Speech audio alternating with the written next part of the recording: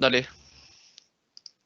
Hola, ¿cómo están? Muy buenos días. En nombre de la Corporación de Capacitación de la Cámara Chilena de la Construcción, junto a The Language Co., entidad que se dedica a realizar programas de inglés personalizado y con quienes, como TIC, trabajamos permanentemente, les damos la bienvenida a este evento que hemos denominado Followership, la creatividad del líder reflejada en su primer seguidor. En este encuentro tendremos la visión de Daniel Halpern, quien entre muchos cargos es profesor y director de desarrollo de la Facultad de Comunicaciones en la Universidad Católica, director de magíster y diplomado en esa misma casa de estudio, director del think tank Tren Digital, desde el cual realiza diversas consultorías y asesorías a empresas de distintos rubros. Daniel, ¿cómo estás? Buenos días. Maravillosamente bien, pues. ¿Cómo vamos a estar, Ítalo? Tremendo tema, pues. Estaba agradeciéndote justo antes que empezara la transmisión diciendo qué buena oportunidad que me dieron, ¿eh? Tremenda, feliz de poder haber conceptualizado, desarrollado esta temática, así que estoy muy contento. Y bueno, nosotros también muy contentos de tenerte acá y que estés motivado con la temática que elegimos en esta actividad. Qué duda cae que estamos enfrentando un proceso de transformación, especialmente en el ámbito de las estructuras del trabajo, y en este sentido los liderazgos se ponen a prueba y requieren también herramientas adicionales para enfrentar los nuevos tiempos. ¿Sí o no? Así es. Así es. Y de eso vamos a hablar, pues. De eso y mucho más, obviamente. Sí, pues, te dejamos ahí con tu presentación y con la maravilloso, palabra. Ítalo. Voy a presentar. Antes quería decir algo que el domingo se anduvo viralizando. Hay un video mío de teletrabajo que estaba con short. Para aquellos que no lo vieron, se me cayó el teléfono y estaba obviamente una actividad familiar, pero ahora quiero clarificar, voy a mostrar, estoy con pantalones, no sé si se alcanza a ver ahí, pero claramente para que no piensen que no haya cambiado, estoy madurando, ya no tengo short debajo de la camisa, estoy vestido como corresponde, como si estuviéramos ahí en la oficina. Así que, Ítalo, vamos a partir, les tengo una presentación extraordinaria. Me encantó. Son 3 ideas claves para un liderazgo creativo, y vamos a desarrollar esta temática que cuando a usted le dicen creatividad, uno llega y empieza a decir, no, algo creativo, Einstein, ¿no es verdad? Como, sí, que fue capaz de pensar fuera de la caja, un Dalí, que en verdad transformó la forma, un Picasso, estos grandes artistas que piensan con la creatividad. Y el ejemplo típico, que por lo menos desde una conceptualización, quizás que uno ha podido realizar en liderazgo, es el que trae Zbigniew. Tremendo libro ahí. Voy a recomendar varios libros, varios autores, porque fue a través de los cuales yo me pude instruir. Él trae la historia de, perdonen mi francés, espero pronunciar de forma correcta, Jean-Henri Fabre, que era durante gran parte del siglo XIX, en los 800, fue una persona que estudió, un naturista, creo que se llama un naturalista, que estudiaba los animales, insectos en particular. Y él hizo un experimento increíble. Las orugas procesionarias que tienen ustedes en una imagen ahí son increíbles porque se van arrastrando y se siguen las unas a las otras y hacen una procesión, como dice la palabra. ¿Y qué fue lo que él mostró? Él hizo un experimento donde puso a las orugas y las puso en círculo, puso a la líder y empezaron todas a seguirla en círculo. Las puso en un macetero, como se ve ahí en la primera foto, y les puso al medio del macetero la comida, que era su comida preferida, que es un tipo de astilla. ¿Qué fue lo impresionante de esto? Lo impresionante de esto, queridos amigos y amigas, es que a los 6 días se murieron de hambre, porque estaban siguiéndose las una a la otra. ¿Y qué es lo que pensaban? En palabras de Jean-Henri, que una estaba yendo a buscar la comida, entonces la seguían. ¿Y qué es lo que dicen en estos típicos libros de liderazgo? Que si es que alguna hubiera tratado de cambiar la dirección de ese movimiento, hubiesen encontrado la comida. La procesión finalmente murió. ¿Por qué? Porque cuando, a pesar que la estrategia de encontrar comida no les dio resultado, no la cambiaron. Entonces, ¿qué es lo que nos dice esto? Nos dice, mira, Nosotros generalmente seguimos de forma ciega lo que hemos hecho antes, no nos damos cuenta que hay nuevas formas, nuevos cambios. Y bueno, por eso se requiere creatividad, ver los mismos problemas desde otra perspectiva, etcétera, etcétera, etcétera. Y esa es como una mirada normal que se tiene. Pero disfruten esto conmigo, por favor. Les presento a Ronald Heifetz, de Harvard. Profesor Heifetz, tremendo conceptualizador de liderazgo. Y él, ¿qué es lo que plantea desde hace alrededor de 15 años? Y él dice, el problema con esto, con las orugas procesionarias, que faltaba el líder, que nos dijeran tienen que ir por acá, tienen que ir por acá, que nos diera una visión. ¿Qué es? Es que nosotros hoy día, dice, estamos buscando el tipo equivocado de liderazgo. ¿Qué es lo que estamos buscando? Alguien que nos dé respuestas, que tome decisiones certeras, con fuerza, que visualice el mapa del futuro y que nos diga hacia dónde tenemos que ir. En resumen, alguien que transforme los problemas difíciles en fácil. ¿Y él qué es lo que plantea? Él plantea que en vez de buscar salvadores, como mesías, por así decirlo, deberíamos querer tener liderazgos que nos transformen a nosotros para enfrentar los problemas que no tienen una respuesta simple, sino que requiere aprender nosotros una nueva forma de solucionarlos. Y él dice que el problema es que nosotros tenemos expectativas inapropiadas de la autoridad. Creemos que ellos van a hacer lo que van a solucionar los problemas de siempre, en vez de nosotros querer transformarnos. Y eso, dice, mira qué increíble esta frase, dice, el problema es que creemos que nuestras autoridades nos van a dar más respuestas de las que en verdad tienen. Y hoy día, y yo lo he dicho, esto fue nuevo, que lo empecé a desarrollar a partir, digamos, que empecé a leer, mucho lo había leído antes, pero ¿qué es lo que yo decía antes? Ese liderazgo en que nos dicen, oye, necesitamos un jefe, un líder que sepa todas las respuestas, que entienda lo que estamos viviendo, que no existe. Hoy día, ¿qué es lo que tiene que tener el líder? El líder no tiene que acompañar, no tiene que entregar las respuestas, tiene que acompañar a su gente en las preguntas. Es tan importante porque nadie sabe, vivimos incertidumbre, nadie sabe lo que va a pasar, cómo va a ser el panorama. No tenemos que entregar respuestas, el liderazgo no es hoy día respuesta, tiene que ser de acompañamiento en las preguntas. Entonces, ¿qué es lo que hay? Y lo dice Heifetz, no son mis palabras. Él dice, por eso se ha desarrollado una industria de charlatán y demagogo. Porque cuando tú esperas que se te generen respuestas, empieza a buscarla. Y empieza acá, este tipo mira lo que dijo, y se genera una industria de demagogos y de charlatanes. Entonces, ¿qué es lo que dice? Debemos romper esa dependencia hacia creer que este liderazgo nos va a dar la solución. Él tiene 3 libros que son impresionantes. Hay algunos que están en versión en español. Que el liderazgo sin respuestas fáciles, y él habla del cambio adaptativo, fundamental, y la dificultad que tiene liderar actualmente. Y es lo que dice, mira qué increíble, dice, hay dos formas de liderazgo, la de autoridad y la de influencia. Autoridad es el que tiene el cargo. ¿Y qué es lo que explica él? El liderazgo hoy no debe basarse en ese cargo de autoridad. Necesitamos cambiar a los líderes para que dejen de generar seguidores y comiencen a desarrollar líderes. El cambio, él dice, en la búsqueda del liderazgo no tiene que venir como de la esperanza de este tipo, sino que tiene que ser absolutamente transformativo y adaptativo de las personas. Es decir, de los seguidores que esperan ese líder, lo que plantea Heifetz es que tiene que ser un cambio adaptativo de ellos.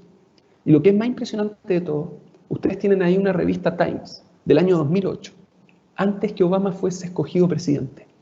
Y se dice que Obama tomó todas las clases en Harvard de Heifetz, de liderazgo. Y él, en sus discursos, calza absolutamente lo que plantea Heifetz. Se los puse acá la cita exacta. ¿Qué es lo que dice? Dice, básicamente, no hay que perder la fe, pero la fe no es suficiente. La esperanza no es, acuérdense de los lemas de Obama, no es suficiente. Hay que creer en que básicamente el cambio va a venir de las personas, de la gente. Son las personas lo que van a hacer el cambio real. Entonces, ¿qué es?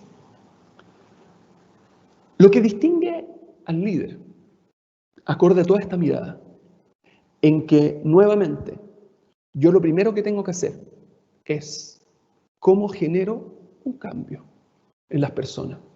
No cómo yo lidero, es cómo genero un cambio adaptativo para que puedan encontrar soluciones a los problemas de siempre desde otra perspectiva. Y es lo que dice, olvídense de la autoridad, olvídense de la posición, es de una actitud básica ante la vida, que las personas por lo general esperan a que las cosas pasen. Los líderes hacen que sucedan. Los líderes hacen que los elementos que están esperando, las personas puedan desarrollarlo, puedan generarlo. Mientras algunos maldicen la oscuridad, y ahora estoy leyendo literal, el líder enciende una luz. A mi abuelo llegaron de Europa, sobrevivieron la guerra, digamos vinieron antes, y una persona le preguntó, ¿cómo podría seguir teniendo esperanza y fe después de todo lo que había vivido? Y él respondió, miren qué interesante, y mi abuelo no era un liderazgo, pero sobrevivió la guerra, llegó a Chile y que formó una familia. Entonces dice, ¿cómo le preguntaron, cómo tiene ganas de seguir teniendo hijos, de formar familia, de todo lo que vivió? Y él respondió de una forma increíble. Y él dijo, ¿tú sabes cuántos fósforos se necesitan para encender una pieza oscura? Uno. Un poquito de luz e ilumina todo. Entonces, ¿qué es lo que hace Heifetz? Él distingue en el liderazgo como un don, como la lógica, mira, este tipo tiene don de líder, tiene características, tiene habilidades, frente a habilidades para hacer espacio en el crecimiento del otro. Él dice nuevamente, hoy día el liderazgo no te va a entregar respuestas, porque es imposible, porque hay mucha incertidumbre. ¿Qué es lo que hace el líder? El líder tiene que entregar seguridad acompañando en las preguntas que formulan su gente. Hace aproximadamente 10 meses fui con un grupo de jóvenes al sur de Chile.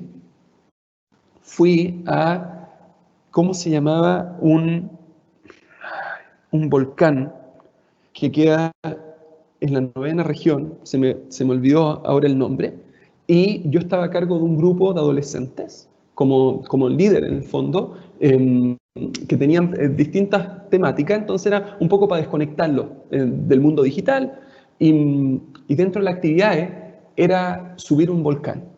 Y yo estaba con algunos jóvenes, digamos, yo también un poco más viejito, no tenía quizás como que me asusté. No sabía si iba a poder subirlo, era empinado. Además, habían algunos niños jóvenes con sobrepeso. Y me acerco al guía y le digo, disculpa, somos un grupo grande. Yo hace tiempo que no hago actividad física. Acá hay niños con sobrepeso. Me dice, no te preocupes, hombre, si es fácil. Ya. Llevamos 1 hora de ascensión. Y si es que el guía me hubiera dicho, anda para la izquierda, yo me hubiera ido para la derecha. Una rabia. Yo estaba en un momento desesperado, lo empecé a pasar mal. Y veía al lado a los niños, a los jóvenes, 13, 14 años. Los con sobrepeso estaban mal. Después de 2 horas, además, después de subir, hubo que bajar, obviamente. Ya empezaba a hacer frío, le preguntamos si había que llevar polerón, dijo que no era necesario. Fue una experiencia muy mala. Me acerco a este guía y le digo, disculpa, digo, tú eres un líder. Cuando yo te pregunté si esto era fácil, o sea, si era muy difícil, tú me dijiste, no te preocupes, si es fácil. Digo, me mentiste. Tú no tienes que decir es fácil, no te preocupes. Tú me tienes que decir, no te preocupes, es difícil, pero yo te voy a ayudar y voy a estar contigo. En el momento en que me mentiste, perdí toda la confianza en ti. ¿Cuánto se parece eso a las situaciones actuales? Gente que nos da respuestas que no existen. Hay que acompañar a la gente. Eso es lo que plantea Heifetz. Porque un buen líder crea seguidores. Maravilloso, este líder, oye, tiene tantos followers, pero un gran líder crea líderes. Les da herramientas formativas. de desarrollo. Ese es el cambio adaptativo. Es cuando yo genero herramienta en el otro y le doy un espacio para que se pueda crecer. Escuchen lo que me pasó. Yo antes, pre-pandemia, tenía que hacer charlas. Ahora, bueno, es un poco distinto, pero en colegios principalmente sobre alfabetización digital, educación digital. Y una vez estoy en un colegio muchísimo más humilde de los que yo acostumbraba a ir. Y le estoy hablando, fue de haber sido hace 5 o 6 años atrás. Y le estoy hablando del mundo digital, de cómo afecta, de los tiempos, de que si es que uno está, de cuáles son las técnicas para que los niños no caigan en adicción digital. Y de repente llega una mamá. Y yo termino de hablar y dije, las mandé, qué impresionante, qué discurso, qué notable. Y llega una mamá y me dice, Daniel, disculpe, don Daniel, me dice, o profesor, no me acuerdo. ¿Usted trabaja a tiempo completo? Yo le digo, sí. ¿Y su esposa me dice? Y le dije, no, ella trabaja hasta las 3, 4 de la tarde. Ay, me dice, ¿tiene nana? Y yo empiezo a pensar, fui un imbécil. ¿Cómo no empaticé? ¿Cómo no fui capaz de ponerme en el lugar del otro? Y me remata y me dice, porque para usted es fácil decirlo quizás, pero para mí, que yo soy mamá sola, que trabajo todo el día, para mí la tecnología es una salvación, porque así mi hijo no está en la calle. Que esté todo el día acá. Y si para mucha gente acá, también. La primera persona que habló, me mató. Me rompió todo. Nunca me puse en la cabeza. Fui incapaz. Pensé que estaba hablando para mí mismo, en vez de focalizarme en la gente, en los cambios que quería generar en la gente. Nunca más enfoqué el discurso igual. Y no era resentimiento de esa mamá, era realidad. Aprendí una de las lecciones más potentes, y esto me ha pasado, no hice todo lo que ustedes saben de liderazgo, emotional report, novel report, como la conexión, ponerse el ejemplo, cómo les va, por qué están así, qué son los problemas que ustedes ven, y desde ahí, uno tranquilo. No poniéndose, oye, esto es así. Tranquilo. ¿Cuáles son tú las problemáticas? ¿Cuáles son los problemas? No es solo lo que logras al desarrollarlo. Eso no es liderazgo. Yo creo que el liderazgo es lo que uno se transforma por las cosas que pasaron. Ejercer posiciones de liderazgo, donde yo tengo que generar crecimiento en los demás, produce músculo que uno ni siquiera sabía que tenía, te cambia, te da la fuerza para una cosa distinta. Porque cuando yo pongo el foco en no lo que yo hago como líder, sino que lo que el otro va a hacer como follower, para que este follower genere un impacto, que es toda la cultura de los embajadores hoy día, by the way, que es tan importante, porque por eso yo digo que el poder no es por influencia, no es por de autoridad, es por influencia. Si el embajador no tiene ninguna autoridad, el jefe dice cosas y se persuade mucho más por la influencia. Practicar el foco en el otro para liderar te entrega inteligencia emocional. Además, la habilidad para ver lo bueno en los demás. Estoy tan feliz que me pidieron hacer esto. Porque quizás ustedes lo conocían en recursos humanos, en desarrollo de personas, desarrollo organizacional, pero este concepto de followership, de leadership, pero follower, de ocupar el liderazgo para los seguidores. Dejen mostrarles una charla TED de hace 10 años. Impresionante, siéntense bien, de Derek Sivers, porque es increíble este concepto. Si hay algo más creativo que esto, por favor conversemos en las preguntas al final, porque está tremendo. Miren esto, dura 3 minutos, en 180 segundos, me enseñó una de las lecciones quizás más potentes de liderazgo que yo he visto. Pongan atención, por favor.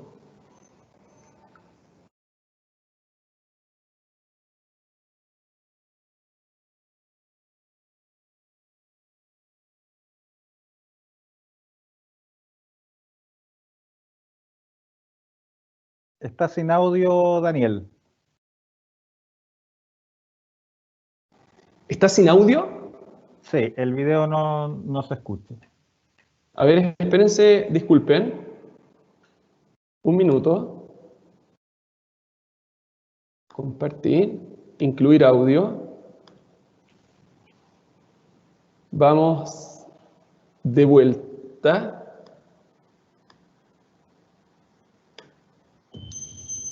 ¿Ahí sí? Sí, perfecto.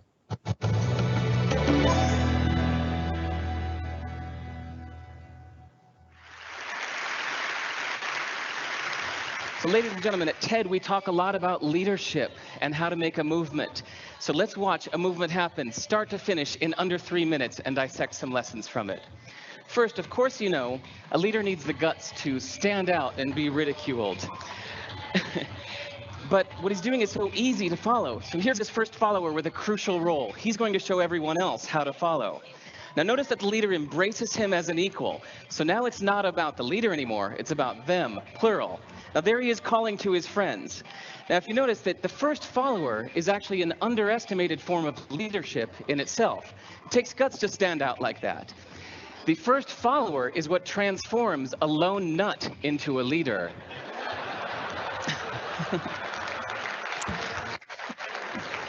And here comes a second follower. Now it's not a lone nut, it's not two nuts, 3 is a crowd, and the crowd is news. So a movement must be public. It's important to show not just the leader, but the followers, because you find that new followers emulate the followers, not the leader. Now here come 2 more people, and immediately after, 3 more people. Now we've got momentum. This is the tipping point. Now we've got a movement. So notice that as more people join in, it's less risky. So those that were sitting on the fence before now have no reason not to. They won't stand out, they won't be ridiculed, but they will be part of the in crowd if they hurry. So over the next minute, you'll see all of the those that prefer to stick with the crowd, because eventually they would be ridiculed for not joining in. And that's how you make a movement. But let's recap some lessons from this. So first, if you are the type, like the shirtless dancing guy, that is standing alone, remember the importance of nurturing your first few followers as equals. So it's clearly about the movement, not you. Okay, but we might have missed the real lesson here. The biggest lesson, if you noticed, did you catch it? Is that leadership is over-glorified. That yes, it was the shirtless guy was first, and he'll get all the credit, but it was really the first follower that transformed the lone nut into a leader. So as we're told that we should all be leaders, that would be really ineffective. If you really care about starting a movement, have the courage to follow and show others how to follow. And when you find a lone nut doing something great, have the guts to be the first one to stand up and join in. And what a perfect place to do that at TED. Thanks. Tremendo. Followership. Hablemos de followership. No como desarrollo yo liderazgo, sino como desarrollo los demás. Esta capacidad de generar el seguir a la idea. Olvídense del liderazgo de uno. Preocúpense, ¿no es verdad?, de cómo el resto sigue. Y para eso, lo más importante es saber uno seguir. Obviamente acá les dejo, voy a dejar esta presentación, pero hay una serie de libros, recomiendo Robert Kelly, The Power of Followership, aquellos que entienden inglés, es extraordinario, extraordinario. 3 ideas les dije, que me gustaría desarrollar porque son esenciales para poder comprender este concepto. Primero es la empatía. Les presento a Martin Seligman, muchos de ustedes lo conocen, el padre de la psicología positiva. Seligman cuenta una anécdota impresionante en uno de sus libros. Él dice que llega una paciente con quien se atendía, que tenía muchos problemas de autoestima. Después de varias terapias, ven que el problema principal era el trato que recibía por parte de su padre, quien, a pesar de ella de ser muy inteligente, siempre la menoscababa. Y tenía una relación pésima, atroz. Seligman, Dr. Seligman, le recomienda a la paciente y le dice: anda por favor a un viaje. ¿Cómo? Le dice: hagan un viaje, hagan algo distinto. Trata de acercarte, no con lo que yo hice, con lo que tú dices, con el mundo de la idea, hagan una actividad en conjunta. A los 40 años, esta señora encuentra unas termas para ir con su padre. Y ahí termina la historia. Pasan 10 años y esta paciente va nuevamente a una consulta donde Seligman. Y le dice, doctor Seligman, ¿usted se acuerda de mí? Le dice, sí. Y le dice, bueno, yo a usted lo odié. A mí le dice, ¿por qué? Y le dice, porque usted me dijo que yo me fuera de viaje con mi padre. Le dice, sí, me acuerdo. ¿Qué pasó? Y dice, estábamos en el viaje. Yo de repente voy manejando y de repente voy camino hacia las termas y veo un paisaje precioso. Y digo, ¿qué paisaje más hermoso? Y llega mi padre al lado y dice, yo veo pura, disculpe la expresión, caca. Llega esta señora y dice, paré el auto, le dice, doctor. Le dije, papá, ya no te aguanto más, todo lo que yo hago es negativo, todo está mal. Le dice, ¿sabes qué? Nos volvemos a la casa. Y nos volvimos a la casa. Y le dice, y de ahí en más nunca más nos hablamos. Y le pregunta a Seligman, ¿y por qué vienes ahora? Y le dice, doctor, no he terminado. La semana pasada fuimos de paseo ahora con mi familia. Estábamos con mi familia. Yo ahora iba a mi marido manejando con mis hijos y fuimos a unas termas. Empezamos en el auto y empezamos a ver un lugar que era parecido. Yo me acordaba de haber estado ahí antes. Llega mi marido, ve hacia el frente y dice, wow, qué hermoso este paisaje. Y yo veo afuera y había caca. Era un drenaje. Y ahí me acordé, le dice, la situación que estuve con mi papá. A un lado del camino, efectivamente era hermoso, pero desde la visión del copiloto, era un drenaje. Y Seligman le pregunta, ¿y por qué vienes ahora? No entiendo. Dice, porque pude entender que mi papá, quien había sobrevivido a la guerra, que era otra generación, cómo veía el mundo y cómo lo distinto que lo veía yo. Y nunca fui capaz de entender que mi papá tenía una visión absolutamente diferente del mundo. Le dice, ¿por qué viene ahora? Dice, porque mi papá murió. Y necesito trabajar mi culpa, porque no la aguanto más. Empatía. No es ponerse en los zapatos del otro. Pueden ser, pero es hacer el esfuerzo para ver el mundo desde la perspectiva del otro. Es imposible no cambiar una vez que otras personas tienen las mismas preocupaciones y miedo. Cuando yo doy cuenta, veo eso, ya se acaba. No me da rabia, empiezo a entender en qué están los demás. Stephen Covey, Los 5 hábitos de la gente altamente efectiva, él cuenta en su libro, tremendo personaje, cuenta en su libro que iba en el metro y de repente está en el metro y ve a una persona ahí al frente que cuando se sube con 2 niños y los niños empiezan a destruir el vagón, saltaban, jugaban, peleaban y la gente como que protegiéndose de estos niños. Llega este tipo y le dice, se acerca finalmente donde este papá y le dice, disculpe señor, ¿usted no puede hacer algo para educar, para detener a su hijo? Le dice, sí puedo. Le dice, entonces, ¿por qué no lo hace? Le dice, venimos llegando del hospital, acabamos de salir. Su madre, mi esposa, había estado ya hace 2 años con un cáncer y acaba de fallecer. Me parece que los niños todavía no han sido capaces de asimilar lo que pasó, pero ya vamos a llegar a la casa y voy a hablar con ellos. Stephen Covey cuenta que ahí, en ese momento, se acabó la rabia, se acabó todo. Lo miró y empezaron a establecer estrategias para cómo hablar y conversar con los niños, para el entierro, lo distinto. Del enemigo pasó a ser la persona que más amó en ese vagón. La empatía se inculca. La empatía sienta la base para ayudar no solo a los niños, sino que a la población en general. Una verdad esencial. Que todos tenemos temor y preocupación y compartimos las mismas cosas. Y que merecemos ser tratados con dignidad. Gran parte de los problemas que hoy día existen es porque falta empatía. Sin lugar a dudas. No lo digo yo, lo dicen los estudios. La Universidad de Pittsburgh tiene uno de los hospitales de psiquiatría más potentes de todos. Acá está el director, el Dr. Tversky. Es impresionante esta historia.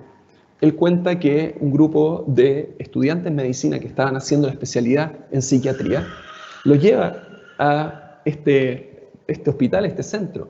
Y ustedes saben que ahí están los Marco Polo, están, digamos, los mesiánicos, hay muchos tipos como de trastornos. Y de repente empieza Dr. Tversky a mostrarle a los alumnos, y de repente los alumnos se paran con una persona que estaba así. No sé si me veo, pero estaba así. Parado, con los brazos hacia arriba. Uno de los alumnos le pregunta al Dr. Tversky, ¿y él qué trastorno tiene? Le dice, no sabemos. Pero él se levanta. Y apenas se levanta, se pone con sus manos así. Y se queda así todo el tiempo. Hay que ponerle pañales hasta que se cae y se duerme. Y se despierta, lo acostamos y al otro día llega un estudiante y dice, ¿puedo tratar? Sí, le dice, adelante, obvio. Va el estudiante al lado, un estudiante de empezar psiquiatría, la especialidad, y se pone al lado y sube su brazo. Se pone al mismo nivel que el otro. El otro lo ve, el estudiante lo mira, y el tipo hace así y baja los brazos. Llega Dr. Tversky y le pregunta al estudiante, y dice, ¿qué hiciste? Y llega el estudiante y le dice, muy simple. Yo lo miré y me di cuenta, entendí, que esta persona estaba tratando de sostener el mundo. Y yo me puse al lado, y como aguantarlo con él. Y cuando esta persona se dio cuenta que había alguien sosteniendo su problema, lo dejó. La empatía promueve la bondad, comportamientos prosociales, coraje moral. Es tremendo cómo una persona que empatiza hoy día se puede insertar mucho mejor en la sociedad. Pero lo más importante de todo es que como te da esa habilidad de tomar perspectiva, que se llama, tienes mejor puntaje también en las pruebas de lenguaje, de matemática, pensamiento crítico. Forbes y el Harvard Business Review ambos dijeron que empatía, ingrediente esencial para el éxito del liderazgo. Tremendo. Esta idea de followership es muy... porque todo se basa en cómo te mira el otro. ¿Qué tengo que hacer yo para que en el fondo tratar de pensar y ponerme?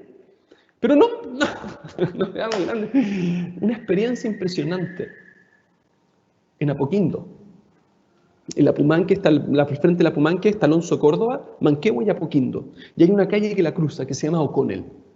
Yo salí ahí del metro Manquehue y porque necesitaba ir a Alonso Córdoba, estaba apurado, tenía una reunión, tenía que ir a uno de los edificios corporativos, estaba corriendo, de repente escucho, disculpe, la ferretería, o no, la cerrajería. Yo le digo, ahí está.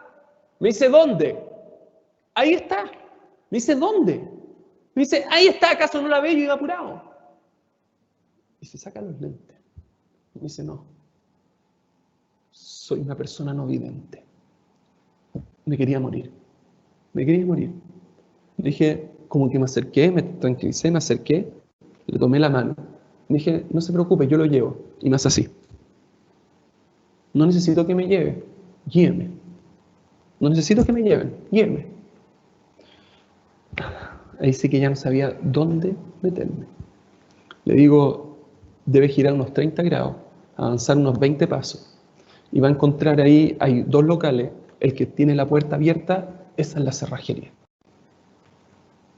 Queridos amigos, queridas amigas, todos tenemos puntos ciegos. Yo reconozco que mi liderazgo no es el mejor de todos, no es el más efectivo. Cuando yo estoy con mi equipo, tengo ahí en Tren Digital, en la Católica tengo varias, en Educom, varias, gracias a Dios, empresas, emprendimiento. Y de repente cuando yo doy 3 oportunidades, y a la tercera no lo hago yo. Pero, ¿por qué? Porque no hago el esfuerzo suficiente para ponerme en el lugar del otro. Yo, gracias a Dios, soy una persona vidente. Muchos de ustedes también. Pero eso no implica que no tengamos puntos ciegos, que no seamos capaces de vernos. Cuando el otro dice, pero hazlo, hazlo. Dice, pero es que no entiende muchas veces, pero no es culpa de ellos. Es que no estamos siendo capaces nosotros como líderes de ponernos en su lugar para poder entregarle mejor herramienta. Segunda idea. Entonces, primera, empatía. Segunda idea, es imposible generar este ambiente de followership, de liderazgo siguiendo, si es que uno no tiene una escucha activa. Muchos de ustedes sabrán quién es Viktor Frankl. Él es un sobreviviente de un campo de exterminio que se llamó Auschwitz. Y él cuenta en su libro El hombre en búsqueda del sentido que en un momento en la madrugada le llama a una paciente y le dice que se va a suicidar. El psiquiatra rompe con la escuela tradicional de Viena, ahí voy a, si es que alcanzo, traigo un ejemplo de Freud también, pero él rompe con la escuela tradicional del psicoanálisis de Freud y él desarrolla toda esta como del sentido. Y de repente llega, son las 3 de la mañana, llama a la paciente que se va a suicidar y Viktor Frankl empieza a darle todo tipo de argumentos para que siga con vida. Después de 2 horas, la paciente le dice, ok, no me voy a suicidar. Viktor Frankl llega y le dice, mañana a primera hora en mi oficina. Se juntan. Y Viktor Frankl le dice, como para poder empezar a trabajar con ella, le dice, cuénteme, quiero aprender de usted. ¿Qué de todo lo que le dije le hizo sentido para empezar a trabajar de ahí? Piensa Frankl. Y llega la paciente y le dice, nada. Dice, ¿cómo? Le dije 2 horas de argumento de distintas cosas. ¿Nada le hizo sentido? No, le dijo. Entonces, ¿por qué no se mató? ¿Por qué quiso seguir viviendo? Y le dijo la paciente, por el solo hecho de saber que había alguien que a las 2 de la mañana estaba dispuesto a escucharme por 2 horas, me dio fuerza para querer seguir viviendo. El escucha es central. El escucha transforma, sobre todo en perspectiva de creatividad, nos da una visión distinta. Les presento a Ambroise Libault, él, un psiquiatra de Niza, Francia. Él desarrollaba todo este tema de la capacidad se me fue la palabra, pero es cuando la persona entra en un trance, ¿no es verdad? Que lo hace como dormirse y que lo hipnotiza. Él llega y genera un experimento impresionante. Él va a estar haciendo una clase en Niza y a una persona en el salón llega y le dice, venga usted un voluntario, va, lo hace caer en trance y le dice, cuando yo haga así, usted se va a parar del asiento donde está y va a abrir su paraguas y lo va a abrir y va a volver a sentarse. Vuelven a la charla, Ambroise Libault está hablando, hace así, el tipo se para, abre el paraguas, lo cierra, llega Libault y le dice, disculpen, ¿qué acaba de hacer usted? Dice, abrí el paraguas. Dice, pero estamos en un lugar cerrado. Sí. ¿Le hace sentido? No. ¿Y por qué lo hizo? Dice, no sé, pero sentí como ganas. En esa audiencia, y escuchen esto increíble, lo cuenta en la biografía de Sigmund Freud, estaba un joven psiquiatra, se llamaba Sigmund Freud, y él ve eso y se no lo puede creer, porque él sabía ¿qué lo pasa? Este voluntario llegó y no tenía idea por qué lo había hecho, pero él sabía que le habían dado una orden y que estaba en el inconsciente, que la persona no se había dado cuenta. Y cuando hizo así, asoció esto con que tenía que hacer eso. Y empezó a hablar, entonces, espérate, de repente se aparecen cosas porque se asocian con otro concepto. Y entonces llegan y empezó a desarrollar una teoría del inconsciente que hoy día todos nosotros conocemos, solamente porque escuchó de una forma distinta. El escuchar no solamente permite hacerle al otro sentirse parte, sino que también genera un cambio que permite, desde una perspectiva distinta, solucionar un problema reciente. Y el tercer punto es que para followership uno construye, no destruye. Les presento al penúltimo personaje de esta mañana, Lena Ruskin. Ella es una speech therapist, ¿cómo se llama?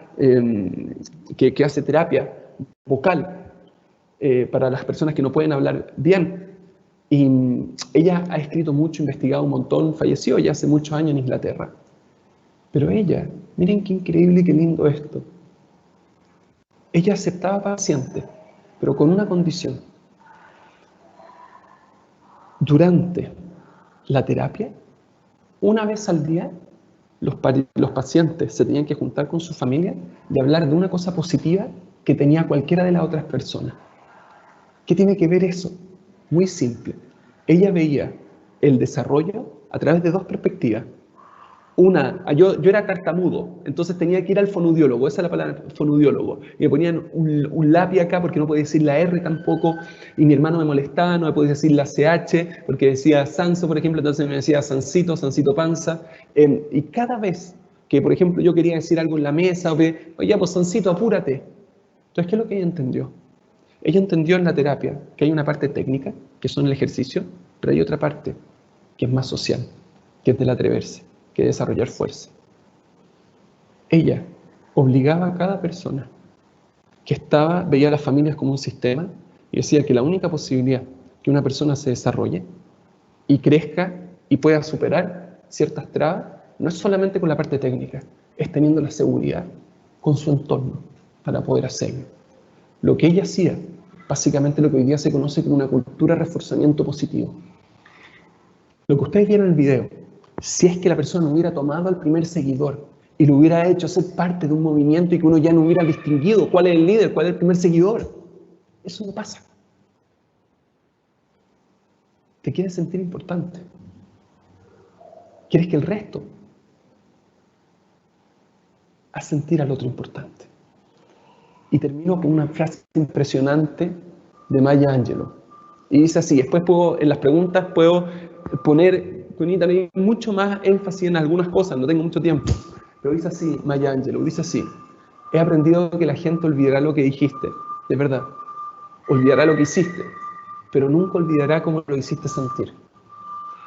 La única forma que uno tiene de crear esta generación de followership es haciendo sentir al otro como si fuera un líder dentro de su grupo. Por eso la cultura de embajadores funciona tanto, porque la gente se siente empoderada. No es sobre liderazgo, es sobre empoderamiento. Entonces, empatía. Entonces, escuchar. Y entonces, esta cultura de construir, de reforzamiento positivo, son los elementos centrales en este concepto de followership. Al principio les dije como de dónde venía, los desarrollos, lo traté de explicar, le di literatura para aquellos que lo quieran seguir y me parece que es lejos como la tendencia o el punto o el aspecto más relevante hoy día para una cultura de liderazgo creativo. Con esto termino. Me pasé un poquito del tiempo, mil disculpas. No te preocupes, Daniel, tremenda presentación. Estamos recibiendo muy buenos comentarios de ella y también hay hartas preguntas, así que si te parece, vamos Por favor. respondiendo cada una de ellas. Parto y las voy a ir leyendo tal cual.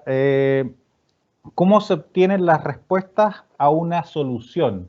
Considerando que planteas un cambio bien estructural en cuanto a los liderazgos y que muchos ven al líder como quien resuelve los problemas dentro de una organización. Ya mira, yo creo, Heifer, a ver, da lo mismo lo que yo pienso, ¿ya? Voy a tratar como de seguir la línea lógica teórica o de la construcción, por así decirlo, que hemos desarrollado. Heifer, él plantea, mira qué interesante el ejercicio, él plantea que hay dos tipos de problemas, técnicos y adaptativos. Técnico es como el típico cultura de liderazgo de por autoridad. Entonces llega y le dice, por ejemplo, no sé, tú tienes una enfermedad, entonces va a contratar un cirujano, un médico, que te haga la operación. Entonces, eso es un problema técnico para una solución técnica. Sin embargo, le explica, muchas veces tu problema no tiene que ver con una solución técnica, como por ejemplo sobrepeso. Claro, tú te puedes operar, ¿no es verdad?, el bypass gástrico, pero si tú sigues comiendo, vas a engordar, por lo tanto lo que hay que hacer es un proceso adaptativo de cambio. Entonces, ¿qué es lo que hay? Muchas veces los líderes entregan soluciones técnicas en circunstancias que deberían ser cambios y procesos adaptativos sociales. Y eso es la principal falla, error que ve el profesor Heifer en los modelos de liderazgo actual. Porque las soluciones, las respuestas, no van a venir del líder. Son procesos de cambio adaptativos que tienen que generar el resto del grupo. Perfecto. ¿Cómo cambia el liderazgo en una situación como la que estamos viviendo actualmente, con mayoritariamente trabajo remoto y ya con muchas empresas, muchas organizaciones adaptando a la cultura del teletrabajo. Yo creo, a ver, en términos súper prácticos y concretos, yo creo que el principal cambio es que hoy día los logros o la gestión tiene que ser por objetivo, por resultados, en base a objetivos de mediano, corto y largo plazo, donde haya un chequeo, por así decirlo, constante, con mucha comunicación entre grupos. Hay dos tipos de reuniones que llaman, que se ejerce muy bien el liderazgo. Un tipo de reunión son las que se llama stand-up, que es básicamente el tiempo que dura de estar de pie la persona y que tiene que ser con tu equipo, ojalá cada 2 días, donde se den reportes de 60 a 90 segundos, es decir, el tiempo que tú estás de pie para poder con tu equipo, con tu grupo, saber en qué está cada uno, cuáles son los temas, perfecto. Porque si no, se van perdiendo muchos de los conceptos de la idea. Y por otra parte, están las de retrospectiva, donde la pregunta es, ¿cómo lo estamos haciendo? ¿Cómo podemos mejorar? ¿Qué cosas nos gustaría cambiar? ¿Y qué elementos aún no estamos haciendo bien? Y esas son cada 2 semanas, donde se puede tener un feedback más profundo de las personas. ¿Por qué estoy comentando esto y por qué me parece tan fundamental? Porque mucha gente dice que el teletrabajo ha destruido al equipo, a la organización, al grupo. No estoy diciendo por una baja de venta, estoy diciendo básicamente por la cohesión del equipo, del grupo. Y yo creo que el teletrabajo no ha destruido nada, que habían problemas estructurales, malas, por ejemplo, distribución de cargas laborales, falta, ¿no es verdad?, de comunicación entre equipos, etcétera. Pero todos los problemas que estamos viendo ahora no son del teletrabajo, solo que el teletrabajo lo ha visualizado más. Entonces, ¿qué liderazgo tiene que ser hoy día? Primero, de entender y escuchar. ¿Cómo? Con esos 2 tipos de instancias, stand-up y en retrospectiva. Y a partir de eso, hacer bajadas estratégicas, con toda esa información, para avanzar juntos. Eso yo diría, digamos, desde una perspectiva, por lo menos comunicacional, que es la que yo más manejo, que están hablando la mayoría de los expertos en este nuevo formato de teletrabajo. ¿Y cómo es posible, Daniel, entrenar a los líderes en followership? ¿Se desarrolla esta habilidad? 100%, 100%. A ver, hay varias cosas. Entonces, primero, hay ciertas habilidades que es la empatía. ¿Cómo yo me voy a poner en su lugar de la otra parte para que entienda de mejor forma el mensaje y para que también pueda transmitirlo o generarlo y producirlo y tener el impacto de liderazgo en los demás? Segundo, antes se veía el liderazgo y el ser seguidor como elementos contrapuestos. No, este que hay un líder, no, este que hay un seguidor. Hoy día, ¿qué es lo que te dice las teorías? Que se cruzan. Que para yo efectuar un buen liderazgo, tengo que algunas veces ser seguidor. Y para que en el fondo tengo que aprender a seguir. Porque la gente que aprende a seguir son extraordinarios líderes. Extraordinarios líderes. Porque en el fondo saben cómo hacerlo. Entonces no es, este es el tipo de liderazgo. No, y la gente se da cuenta como, mira, yo fui para allá y me escuchó, me preguntó qué quería, me dijo en qué me podía ayudar, en qué estaba para servirme. Como el gerente general o el líder te pregunta qué puedo ayudarte, qué puedo hacer por ti, porque tiene ese rol, No es solamente líder, es también un seguidor. Y es tremendamente importante. Bueno, ahí estamos viendo a uno de tus seguidores. Sí, mira, Rafita, ven. ¿Quieres saludar? Ven. ¿Qué estás haciendo un dibujo? Ya. Oye, Daniel. Se hace bueno ahora. ¿Ajá? Se hace el buenito ahora. Está bien. Oye, ¿y cómo el líder entrega ese liderazgo momentáneo a un seguidor? ¿Y cómo el seguidor retorna el liderazgo al líder? Yo creo que la mejor forma es a través del ejemplo. Cuando yo, por ejemplo, tengo un equipo a cargo y Te estoy poniendo un ejemplo súper simple, pero pasa en todas las estructuras de liderazgo. Entonces llega, y yo tengo mi equipo, yo como dirección de una de las direcciones. Entonces llega, por ejemplo, en una estructura universitaria, por así decirlo, donde el decano o el gerente de área, o el gerente general, uno de los directores, y entonces llega y dice, oye, hay que hacer algo. Y yo a mi equipo le digo, oye, este tipo dijo esto, pero no ves que filo, chao. Yo creo que ese es el error más grande. Pero no porque estoy subestimando o desestimando a la autoridad. Es porque estoy siendo incapaz de seguir. El ejemplo, cuando llega una persona y muestra que el seguir es una posibilidad y está bien seguir, y es absolutamente normal y natural, y no solo eso, sino que también cuando otra persona, inclusive que puede ser alguien que está abajo en términos estructurales de la empresa, me dice algo o me manda un email y yo lo contesto y le hago caso, le estoy dando el mejor ejemplo. O sea, yo no veo un mejor liderazgo que aquel que sabe cómo seguir. Es tremendamente, y la gente fideliza, empatiza con ese líder y después hace lo que le pide, porque cuando ellos le piden algo, el líder también lo hace. ¿Y qué pasa con el líder que genera nuevos liderazgos? ¿Qué pasa ahí con su formación? Pensando en que este liderazgo ve que todos van creciendo, todos sus nuevos líderes, por llamarlo entre comillas, van creciendo, pero él ya no tiene dónde crecer. Entonces, yo creo que hay varias formas de verlo. La primera es que yo efectivamente, desde una perspectiva súper simple, yo puedo crecer a través de mis hijos, ¿no es verdad? O yo puedo crecer a través de las personas que trabajan en mi empresa. Cuando yo hago su crecimiento, mi crecimiento, yo estoy creciendo con ellos. Y es tremendo, porque en el fondo, obviamente con los hijos es más fácil proyectarse a través de ellos, ¿no es verdad? Que cuando ve, por ejemplo, las satisfacciones, da lo mismo, profesionales que logran, o familiares, y uno también son sus satisfacciones y la internaliza, es muy potente. Cuando un líder ve que con su gestión, la gente que trabaja con él creció, es una tremenda fuente de satisfacción y lo tiene que sentir así.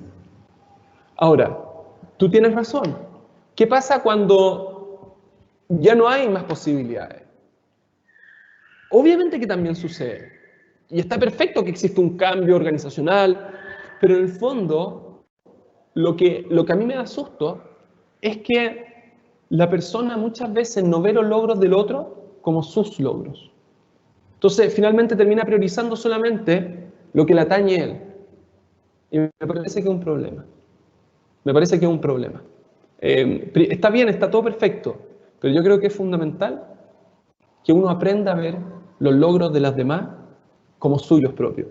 Y un indicador de esto, y con esto termino, es cuando a mí me invitan a una fiesta. Imagínense, yo tengo un amigo y me invita a una fiesta, y en la fiesta me ponen whisky, carne, música y celebramos.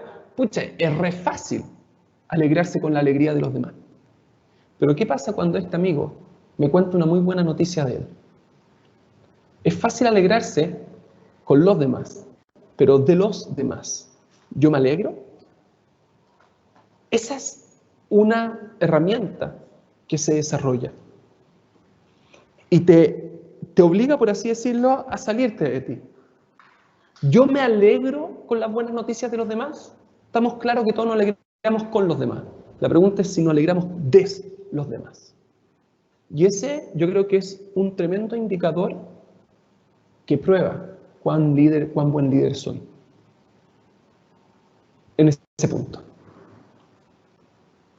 Quiero terminar con una última pregunta, Daniel. Estamos en el tiempo ya y no queremos abusar del tiempo ni tuyo ni quienes nos han acompañado en esta charla.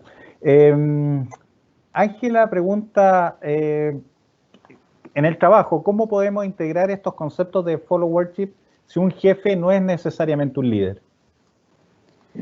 Entonces, nuevamente, ella está refiriendo a decir, tiene un rol, tiene autoridad, pero no tiene influencia, ¿no es verdad? Exacto. Básicamente como... Entonces, ¿qué es lo que pasa? Yo creo que toda persona en su equipo de trabajo, en su equipo familiar, puede ser un líder porque tiene responsabilidades que hacer. Para mí el líder es quien toma la responsabilidad frente a un evento que está sucediendo. Eso para mí es una definición de liderazgo. No el rol, la posición, sino que está produciendo de forma activa situaciones que quieren que sucedan. Entonces, en ese sentido y desde esa perspectiva, yo siempre puedo tener una capacidad de acción. Y si no me dejan, porque tengo un jefe tóxico, porque... Perfecto, pero traté antes de tomar al máximo la responsabilidad. Pero ¿cuál es la tendencia? Antes de hacer eso, como que siempre es culpar, responsabilizar al otro. Yo sé que esto va a ser un poco, quizás, no bien escuchado o conflictivo. Pero he ido desarrollando no sé si una teoría, pero yo he estado últimamente siguiendo varios países, varios modelos de respuesta gubernamentales frente a pandemia, y hay gobiernos que han cerrado completamente, cuarentena total a la población. Hay otros que lo han dejado abierto completamente. Hay otros que han tenido un sistema mixto. Pero lo que es increíble es que, independiente del sistema, mucha gente siempre culpa al gobierno de lo que está pasando. Es decir, a un problema médico se le está pidiendo una respuesta política. Y es imposible, el mismo concepto antes de un cambio técnico a un adaptativo social. ¿Y qué es lo que pasa con esto? ¿Qué es lo peligroso? Cuando yo veo el problema que sucede, y culpo, porque es ridículo, porque si tú me dijeras, no, mira, todos están culpando a los gobiernos que hacen el cierre completo, ¿ok? No, mira, todos están culpando a los gobiernos que hacen que no hay cierre, ¿ok? No, mira, todos están culpando a los que ocupan métodos mixtos, ¿ok? Pero cuando uno ve que todos culpan al gobierno, ¿por qué? Porque la gente está enojada. Y está bien que está enojada. Tenían objetivos, tenían proyectos, tenían sueños y están coartados. No pueden hacer su vida como era antes y se enojan. Es motivo de frustración. Pero el punto es que si yo le echo la culpa al otro, no tomo responsabilidad por lo que yo quiero hacer, por lo que yo puedo hacer. Y eso me imposibilita la generación de un cambio. Y eso es un líder. Todos culpan. El liderazgo toma acciones. Y es capaz de visualizar un camino a seguir. Y para eso no hay que tener un rol ni una posición. Eso. Yo creo que ese elemento es fundamental. Perfecto, Daniel. Muchas gracias. Estamos con Carolina de Language Code. Estamos muy contentos porque estamos seguros que quienes fueron partícipes de esta charla se van con la satisfacción de haber aprendido y de ya empezar a incorporar varios de los conceptos en sus funciones habituales. Así que te reitero el agradecimiento, mucha claridad. Los ejemplos también muy prácticos, así que reitero el agradecimiento. Ítalo, el agradecimiento, y te lo dije antes, es mío, es hacia la gente, bueno, de la Cámara, de Language Code, ahí está Joseph, Carolina, pero también porque me dieron la oportunidad de desarrollar un tema que yo nunca había podido, porque no se me ocurre. Entonces este concepto de followership, les puse ahí algunas lecturas. Yo no soy un experto, pero me pareció fundamental como un aspecto de liderazgo creativo que lo vean. Así que la invitación es a profundizarlo. A profundizarlo, va a quedar ahí la presentación de Daniel disponible para todos los que participaron de esta charla. También vamos a reiterar, vamos a dejar el video de esta charla también en nuestro LinkedIn a disposición de quien quiera repetirla y repasar algunos conceptos de los trabajados. Gracias, Daniel. Gracias a todos quienes fueron partícipes de esta charla. Fueron muchas personas, hay bastantes preguntas que quedaron sin responder por el tiempo, pero les damos también el agradecimiento por la participación. Que estén bien, que tengan una muy buena jornada y nos encontramos en una próxima oportunidad. Buen día. Muy buen día.